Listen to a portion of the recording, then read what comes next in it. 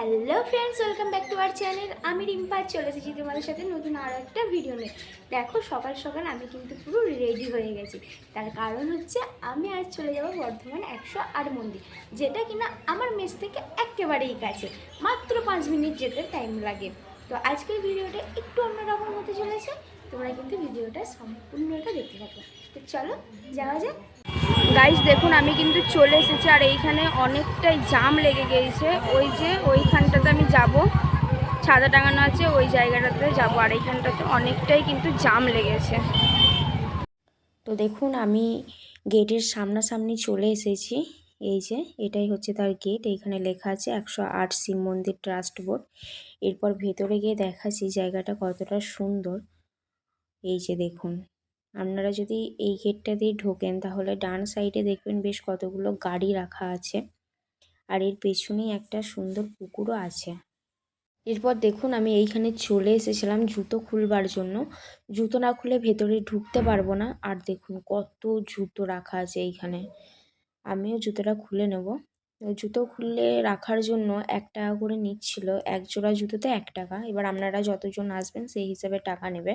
আর আপনাদেরকে একটা কথা বলে রাখি, আপনারা যদি কেউ 108 মন্দির আসতে চান তাহলে আপনারা সপ্তাহে যে কোনো বারেই আসতে পারেন। এমন কোনো নিয়ম নেই যে অমুক বারে খোলা থাকবে অমুক বারে বন্ধ থাকবে, এমন কিন্তু না। একবারে সোমবার থেকে শুরু করে রবিবার পর্যন্ত খোলা থাকে, সকাল থেকে একদম সন্ধ্যে পর্যন্ত। এরপর দেখুন, আমি এই কাকিমাটার কাছে জুতোটা দিয়ে দিলাম। কাকিমা জুতোটাকে বেঁধে রেখে দেবে। ওপরে জায়গা ছিল না, তাই এই নিচেই কিন্তু কাকিমা জুতোটাকে বেঁধে রেখে দেবে। আমি একাই তো ছিলাম, অনেকজন থাকলে হয়তো একসঙ্গে রাখা হতো। একা বলে নিচেই ফেলে রেখে দিল জুতোটাকে। তো দেখুন এখানে কতজন জুতো রেখেছে, সব ফ্যামিলি নিয়ে এসেছে। এবার টিকিট কাটবো বলে টিকিট কাউন্টারের সামনে চলে এসেছি।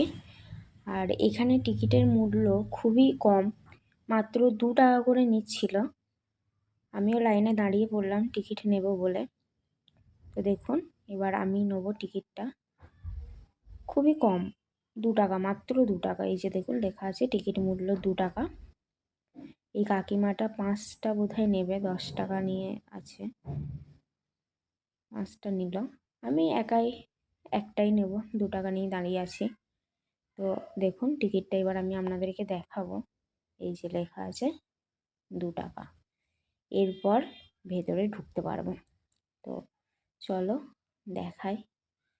এই যে এই ছাতার নিচে যে দুজন বসে আছে ওদেরকেই এবার টিকিটটা দিতে হবে, তারপরে আমি ভেতরে ঢুকতে পারবো। তো টিকিটটা ওদের দুজনকে দিয়ে নিলাম। এরপর চলো ভেতরে গিয়ে তোমাদেরকে দেখাই। দেখো, এইভাবে যদি গেটের সামনে দিয়ে ঢোকো তাহলে দেখতে পাবে বাঁ দিকে রয়েছে দুটো মন্দির, আর ডান সাইডে তাকালেও দেখতে পাবে যে এখানেও বেশ কিছু মন্দির রয়েছে। আর এখানে দর্শনার্থীরা ধূপ মোমবাতি জ্বালাচ্ছে। এখানে একটা প্রণামীর বাক্স রয়েছে, যার যার সামর্থ্য দান করে। আজকে রবিবার ছিল তাই অনেকজনই এসেছে। এইখানে সবাই দুধ গঙ্গা জল ঢালছিল শিবের মাথায়। এই যে দেখুন, দেখাবার চেষ্টা করছি। থাক, বেশি ভেতরে না যাওয়াই ভালো। ওনারা ভক্তি ভরে পুজো করছেন, ওনাদেরকে ডিস্টার্ব করবো না। আমি বরং আপনাদেরকে এই সাইডটা একটু দেখাই। দেখুন এই যে এখানে কতজনা মোমবাতি ধূপকাঠি জ্বেলেছে। আর এই সাইডে দেখুন একটা মন্দির রয়েছে, লেখা আছে বর্ধমান 108 শিব মন্দির। এই যে মন্দিরটা খুব সুন্দর। আর এই পাশটা ফাঁকা জায়গা পড়ে আছে, এখানে দর্শনার্থীরা মূলত আসে, বসে, পুজো দেয়। এই জায়গাটা এসে বসে। আর এই যে দেখুন এখানে কিন্তু আরেকটা মন্দির রয়েছে, যার নাম রয়েছে স্থানু। আমরা জানি যে আমাদের বাবা ভোলানাথের 108টা নাম ছিল, সেই 108টা নাম অনুসারে এখানে কিন্তু 108টা মন্দির প্রতিষ্ঠিত হয়েছে। আর এই মন্দিরটার নাম দেওয়া হয়েছে স্থানু। এখানে একটা বিশেষত রয়েছে যে 108টা মন্দির মানে একটা একটা করেই 108টা, এমন নয় যে পরপর আছে মানে একটার সাথে একটা টাচ হয়ে আছে, তা নয়। কেউ কারোর সঙ্গে টাচ অবস্থাতে নেই, এক একটা করেই আছে। তো এইভাবে সারি সারিভাবে 108টাই রয়েছে। আপনারা যদি কেউ গুনবো মনে করেন, আপনারা গুনেও দেখতে পারেন। এখানে 108টা মন্দিরই রয়েছে। এই যে দেখুন কতজন এসেছে। তো রবিবার বলে এতটা ভিড় নাকি আমি বুঝতে পারছি না, তবে রবিবারের থেকেও সোমবারে এখানে বেশি ভিড় হয়। আমি এখানে একটা কাকুকে জিজ্ঞাসা করলাম, কারণ আমরা সকলেই জানি যে আমাদের সোমবার হচ্ছে বাবার বার। তো সেহেতু মানুষজন সোমবারই একটু আসার বেশি চেষ্টা করে। শ্রাবণ মাসে এখানে আরও বেশি ভিড় হয়, আর অন্যান্য বারও তো ভিড় মোটামুটি ভালোই হয়। আর রবিবারে মানুষজন একটু ছুটি পায়, তো তাই ফ্যামিলিকে নিয়ে আসার সুযোগ থাকে। তো চলুন আপনাদেরকে আরও একটু ভেতরে ডিটেলসে দেখাচ্ছি জায়গাটা কতটা সুন্দর। আর গাইস দেখুন এই জায়গাটা কতটা সুন্দর। এখানে একটা খুব সুন্দর পুকুর আছে, আর এই সাইডটা দেখুন, জাস্ট ওয়াও, কতটা সুন্দর দেখতে লাগছে। এখানে কিন্তু দর্শনার্থীদের বসার জন্য জায়গা করা আছে। এই পুকুরে এই মন্দিরের শ্যাডোটা পড়েছে, জাস্ট কতটা সুন্দর লাগছে দেখো। এখান থেকে মন্দিরগুলোকে একটা দারুণ লাগছে, তাই না? আপনারা কি কখনো এই জায়গাটাতে এসেছেন? অবশ্যই আমাকে কমেন্টে বলবেন তো। এই 108 মন্দির থেকে আমার মেস কিন্তু খুবই কাছে, মাত্র 5 মিনিটের রাস্তা।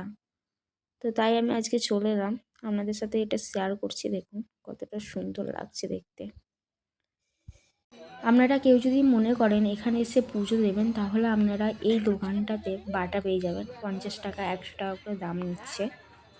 আর এখানে একটা ওই ছোট্ট প্লাস্টিক ঝুড়ি যেটাকে বলে, এর মধ্যে কিছু বাতাসা, কদমা, ছাঁচ, ফুল, বেলপাতা দিয়ে পুজো দেওয়া হচ্ছে।